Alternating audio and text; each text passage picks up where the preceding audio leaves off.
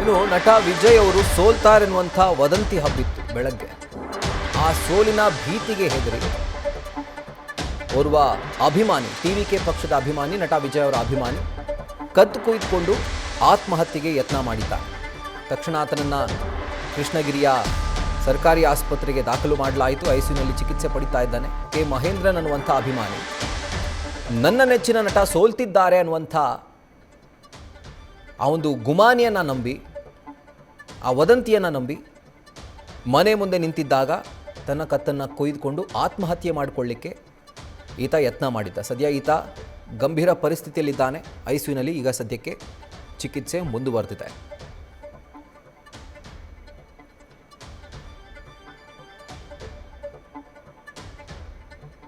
ಒಂದು permutation combination ಅಲ್ಲಿ ನಡೀತಾ ಇದೆ ಅನ್ನೋದ್ರ ಬಗ್ಗೆ ಮಾತಾಡ್ತೀವಿ. ಈಗ ಸ್ವಲ್ಪ ಪಶ್ಚಿಮ ಬಂಗಾಳದ ಕಡೆ ಹೋಗುವಂತಹ ಸಮಯ. 15 ವರ್ಷಗಳ ದೀದಿಯ ಯುಗಾಂತ್ಯವಾಗಿದೆ ಇವತ್ತಿನ ಈ ಒಂದು ಫಲಿತಾಂಶದಿಂದ. ಒಂದು ಲ್ಯಾಂಡ್ ಸ್ಲೈಡ್ ವಿಕ್ಟರಿಯನ್ನು ಬಿಜೆಪಿ ಪಡ್ಕೊಂಡಿದೆ. 200 ಈಗ ಸದ್ಯಕ್ಕೆ ಬಿಜೆಪಿಗೆ ಸಿಗ್ತಾ ಇರುವಂತಹ ಸಂಖ್ಯೆ. 294ರಲ್ಲಿ ಬಿಜೆಪಿ ಒಂದೇ ಪಕ್ಷನೇ 200 ಸ್ಥಾನಗಳನ್ನು ಪಡ್ಕೊಂಡಿರುವಂಥದ್ದು.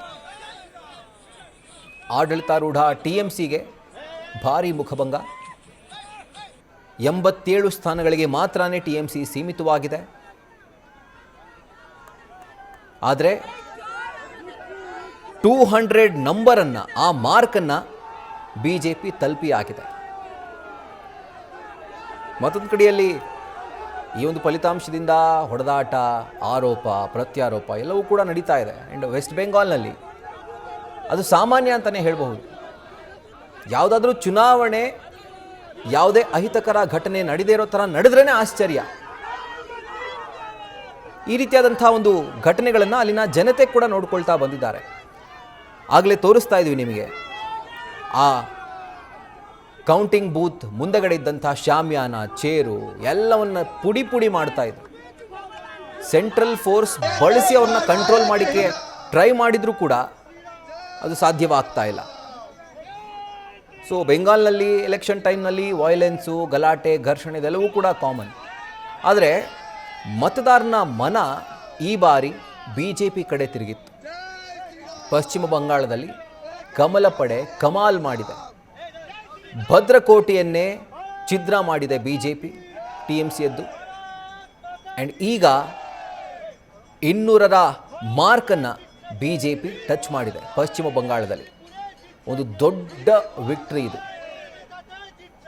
2014ರಿಂದ ನರೇಂದ್ರ ಮೋದಿಯವರು ನಮ್ಮ ದೇಶದ ಪ್ರಧಾನಮಂತ್ರಿ ಆದಾಗಿನಿಂದ ಈ ರಾಜ್ಯಕ್ಕೋಸ್ಕರ ಕೇಂದ್ರ ಬಿಜೆಪಿ ದೊಡ್ಡ ಹರಸಾಹಸ ಪಡ್ತಾ ಇತ್ತು. ಯಾವ ರೀತಿಯಾಗಿ ಈ ಬೆಂಗಾಲನ್ನು ಗೆಲ್ಲಬೇಕು, ನಾವು ಏನು ಮಾಡಿದರೆ ಗೆಲ್ಲಬೇಕು, ಏನು ಮಾಡಿದರೆ ಗೆಲ್ತೀವಿ, ಇದೆಲ್ಲವೂ ಕೂಡ ಅವ್ರ ತಲೆಯಲ್ಲಿ ಓಡ್ತಾ ಇತ್ತು. 2016ರಲ್ಲಿ ಬಿಜೆಪಿಯ ಸಂಖ್ಯೆ ಬೆಂಗಾಲ್ನಲ್ಲಿ ಕೇವಲ 3, 2021ರಲ್ಲಿ 77, 2026ರಲ್ಲಿ 200. ನಿಜವಾಗ್ಲೂ ಬಿಜೆಪಿಯ ಆ ಸಂಘಟನಾತ್ಮಕ ಕೆಲಸಗಳಿರ್ತಾವಲ್ಲ, ಮೆಚ್ಕೊಳ್ಳೇಬೇಕು. ಯಾಕಂದರೆ ಒಂದು ಎಲೆಕ್ಷನ್ ಅವ್ರು ಸೋಲ್ತು ಅಂತಾದರೆ ಅದರ ನೆಕ್ಸ್ಟ್ ದಿನದಿಂದನೇ ಅವರು ಆ ಕೆಲಸವನ್ನು, ಹೋಮ್ವರ್ಕನ್ನು ಶುರು ಮಾಡ್ತಾರೆ. ಮತ್ತೆ ಎಲೆಕ್ಷನ್ ಬರೋವರೆಗೂ ಕಾಯೋದಿಲ್ಲ. ಬಿಜೆಪಿಯ ಒಂದು ಎಲೆಕ್ಷನ್ ವಾರ್ ರೂಮ್ ಆ ರೀತಿಯಾಗಿ ಕೆಲಸ ಮಾಡುತ್ತೆ. ಸೊ ಅದರ ಪರಿಣಾಮನೇ ಇವತ್ತು ಬಿಜೆಪಿ ಟ್ರಿಪಲ್ ಡಿಜಿಟನ್ನು ಕ್ರಾಸ್ ಮಾಡಿರುವಂಥದ್ದು. ದೀದಿಯ ಭದ್ರಕೋಟೆಯನ್ನು ಛಿದ್ರ ಮಾಡಿ ಮೊಟ್ಟ ಮೊದಲ ಬಾರಿಗೆ ಬಿಜೆಪಿ ಅಲ್ಲಿ ಅಧಿಕಾರವನ್ನು ಹಿಡಿತಾ ಇದೆ. ದೀದಿಯ ಆಡಳಿತಕ್ಕೆ ಒಂದು ಫುಲ್ ಸ್ಟಾಪನ್ನು ಇವತ್ತು ಬಿಜೆಪಿ ಇಟ್ಟಿರುವಂಥದ್ದು. 95 ಕ್ಷೇತ್ರಗಳಲ್ಲಿ ಅಥವಾ ಅಧಿಕ ಕ್ಷೇತ್ರಗಳಲ್ಲಿ ಟಿಎಂಸಿ ಮುನ್ನಡೆಯನ್ನು ಕಾಯ್ದುಕೊಂಡಿದೆ. ಆದರೆ ಬೇಕಿರುವಂಥ ಮ್ಯಾಜಿಕ್ ನಂಬರ್ನ ತಲುಪೋದ್ರಿಂದ ತುಂಬ ದೂರ ಇದೆ. ಬೇಕಾಗಿರುವಂಥ ಒಂದು ಮ್ಯಾಜಿಕ್ ನಂಬರ್ ಏನಿದೆ 148, ಅದರಿಂದ ತುಂಬ ದೂರ ಇದೆ. ಸೊ ಇನ್ನೊಂದು ಕಡೆಯಲ್ಲಿ ಅದರ ಲಾಭವನ್ನು BJP ಪಡ್ಕೊಂಡಿರುವಂಥದ್ದು ಆಡಳಿತ ವಿರೋಧಿ ಅಲೆ ಏನಿತ್ತು ಪಶ್ಚಿಮ ಬಂಗಾಳದಲ್ಲಿ, ಅದರ ಲಾಭವನ್ನು ನೇರ ಮತದಾರ BJPಗೆ ಕೊಟ್ಟಿದ್ದಾನೆ. ಈಗ 200 ಇತ್ತು, 199 ಆಗಿದೆ. ಬಟ್ ಆ ಮ್ಯಾಜಿಕ್ ನಂಬರ್ಗೇನು ಸಮಸ್ಯೆ ಇಲ್ಲ. ಮ್ಯಾಜಿಕ್ ನಂಬರ್ಗಿಂತ ಒಂದು 50 ಸೀಟ್ ಎಕ್ಸ್ಟ್ರಾನೇ BJP ಗಳಿಸಿದೆ.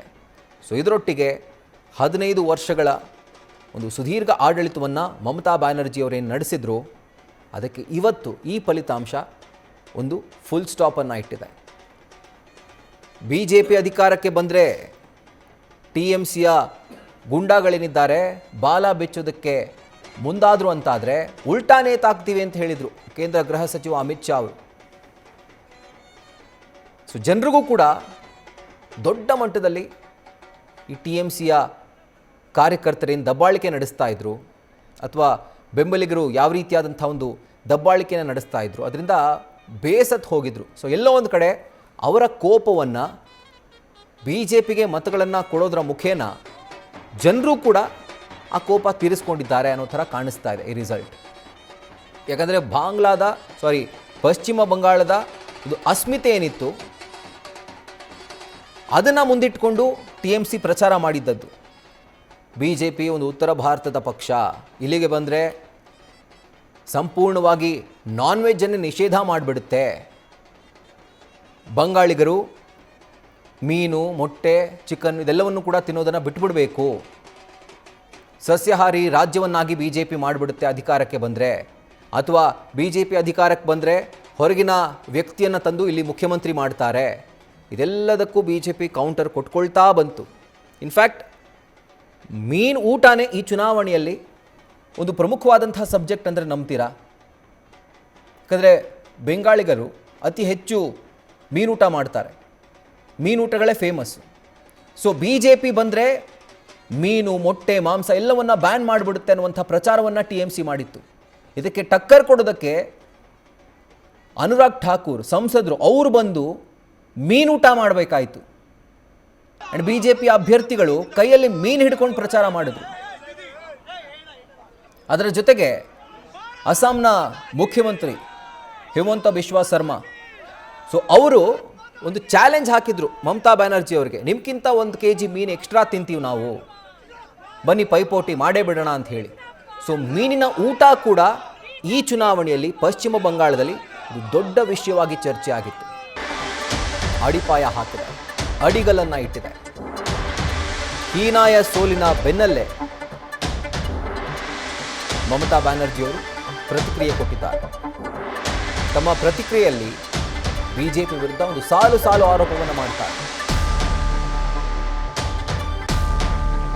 TMC ಪಕ್ಷದ ಕಾರ್ಯಕರ್ತರು ಯಾರೆಲ್ಲ ಮತ ಎಣಿಕೆ ಕೇಂದ್ರದಲ್ಲಿದ್ದೀರೋ ಯಾರೂ ಕೂಡ ಸ್ಟ್ರಾಂಗ್ ರೂಮ್ ಬಿಟ್ಟು ಹೋಗಬೇಡಿ. ಕಾರ್ಯಕರ್ತರಿಗೆ ಈ ರೀತಿಯಾಗಿ ಮಮತಾ ಬ್ಯಾನರ್ಜಿಯವರು ಎಚ್ಚರಿಸಿದ್ದಾರೆ. ನಾವು ಮತ್ತೆ ಆಡಳಿತಕ್ಕೆ ಬರ್ತೇವೆ, ನೀವು ನಿಶ್ಚಿಂತರಾಗಿರಿ. ಸುಮಾರು 100 ಸ್ಥಳಗಳಲ್ಲಿ ಈಗಾಗಲೇ ಮತ ಎಣಿಕೆ ಕಾರ್ಯ ಸ್ಥಗಿತಗೊಂಡಿದೆ. ಕಲ್ಯಾಣಿ ಸೇರಿದಂತೆ ಕೆಲವು ಕಡೆ ಮತಯಂತ್ರಗಳಲ್ಲಿ ವ್ಯತ್ಯಾಸ ಕಂಡು ಬಂದಿದೆ. ಇದಕ್ಕೆಲ್ಲದಕ್ಕೂ ಕೂಡ BJP ಕಾರಣ. ಹೀಗಾಗಿ ನೀವು ಯಾರು ಆ ಮತ ಎಣಿಕೆ ಕೇಂದ್ರಗಳಿಂದ ಹೊರಗಡೆ ಬರಬೇಡಿ ಅನ್ನುವಂಥ ಮಾಹಿತಿಯನ್ನು ಅಥವಾ ಎಚ್ಚರಿಕೆಯನ್ನು TMC ಕಾರ್ಯಕರ್ತರು ಕೊಟ್ಟಿದ್ದಾರೆ. ಸೊ ಯಾರೂ ಕೂಡ ಚುನಾವಣಾ ಮತ ಎಣಿಕೆ ಕೇಂದ್ರಗಳಿಂದ ಹೊರಗಡೆ ಬರಬೇಡಿ, ಅದನ್ನು ಬಿಟ್ಟು ಬರಬೇಡಿ, ಸ್ಟ್ರಾಂಗ್ ರೂಮ್ ಮೇಲೆ ನಿಗಾ ವಹಿಸಿ. ಬೇಕು ಅಂತಲೇ ಅನೇಕ ಮತ ಎಣಿಕೆ ಕೇಂದ್ರಗಳ ಬಳಿ ಮತ ಎಣಿಕೆ ಕಾರ್ಯಗಳನ್ನು ಸ್ಥಗಿತಗೊಳಿಸಲಾಗಿದೆ. ಹೀಗಾಗಿ ಯಾರೂ ಕೂಡ ಭಯ ಪಡುವಂಥ ಅವಶ್ಯಕತೆ ಇಲ್ಲ. ಎಚ್ಚರವಾಗಿರಿ, ಸಾಯಂಕಾಲದವರೆಗೂ ಕೂಡ ಕಾಯಿರಿ, ನಾವು ಮತ್ತೆ ಅಧಿಕಾರಕ್ಕೆ ಬರ್ತೇವೆ ಅನ್ನುವಂಥ ಮಾತನ್ನು ಮಮತಾ ಬ್ಯಾನರ್ಜಿಯವರು ತಮ್ಮ ಮೊದಲ ಪ್ರತಿಕ್ರಿಯೆ, ಈ ಟ್ರೆಂಡ್ ಅಂದರೆ ಚುನಾವಣಾ ಟ್ರೆಂಡ್ ಶುರುವಾದ ನಂತರ ಇವತ್ತಿನ ದಿನ ಅವರು ಕೊಟ್ಟಂಥ ಮೊದಲ ಪ್ರತಿಕ್ರಿಯೆ. ಸೊ ಆಗ TMC ತುಂಬ ಹೀನಾಯವಾಗಿ ಸೋಲ್ತಾ ಇತ್ತು. ಈಗಲೂ ಕೂಡ ಮ್ಯಾಜಿಕ್ ನಂಬರ್ ತಲುಪುವಂಥ ಯಾವ ಲಕ್ಷಣ ಕೂಡ ಇಲ್ಲ. ಆದರೂ ನಾವು ವಾಪಸ್ ಅಧಿಕಾರಕ್ಕೆ ಬರ್ತೀವಿ ಅನ್ನುವಂಥ ಭರವಸೆಯನ್ನು TMC ಕಾರ್ಯಕರ್ತರಲ್ಲಿ ಮೂಡಿಸಲಿಕ್ಕೆ ಅವರು ಈ ಒಂದು ವಿಡಿಯೋವನ್ನು ಸೋಷಿಯಲ್ ಮೀಡಿಯಾದಲ್ಲಿ ಹಂಚಿಕೊಂಡಿದ್ದರು. ಸೊ ಮಮತಾ ಬ್ಯಾನರ್ಜಿ ಅವರು 15 ವರ್ಷಗಳ ಕಾಲ ವೆಸ್ಟ್ ಬೆಂಗಾಲ್ನ ಮುಖ್ಯಮಂತ್ರಿಯಾಗಿ ಅವರು ಅಧಿಕಾರವನ್ನು ಚಲಾಯಿಸಿದರು. ಆದರೆ ಅದಕ್ಕೂ ಮುಂಚೆ 23 ವರ್ಷಗಳ ಕಾಲ ಪಶ್ಚಿಮ ಬಂಗಾಳನ್ನು ಆಳಿದ್ದಂಥ ಎಡಪಕ್ಷಗಳು,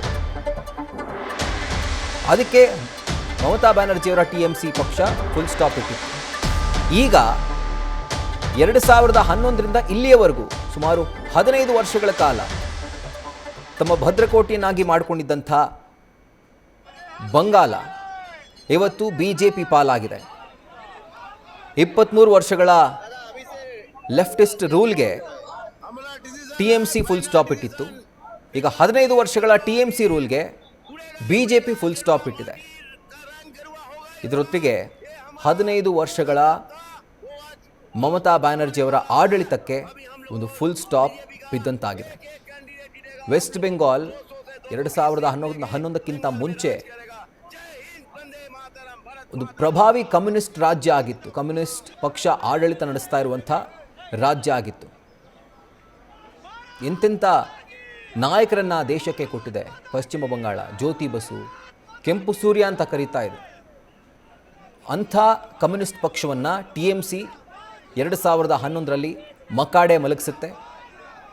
2011ರಿಂದ ಈಚೆಗೆ TMC ಯುಗ ಆರಂಭವಾಗುತ್ತೆ. 2011ರಿಂದಾನೇ ಲೆಕ್ಕ.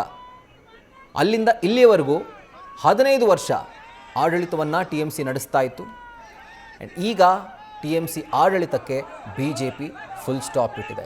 ಇದರೊಟ್ಟಿಗೆ ಮಮತಾ ಬ್ಯಾನರ್ಜಿಯವರ CM ಆಗಿ ಸುದೀರ್ಘವಾದಂಥ ಆಡಳಿತವನ್ನು ಏನು ಕೊಟ್ಟಿದ್ರು ಅದಕ್ಕೆ ಈಗ ಪೂರ್ಣ ವಿರಾಮ ಬಿದ್ದಂತಾಗಿದೆ ಈ ಚುನಾವಣೆಗೆ. ನ್ಯೂಸ್ ಫಸ್ಟ್ ನಿರ್ಭೀತಿಯಿಂದ ನಿಮ್ಮ ಪರವಾಗಿ.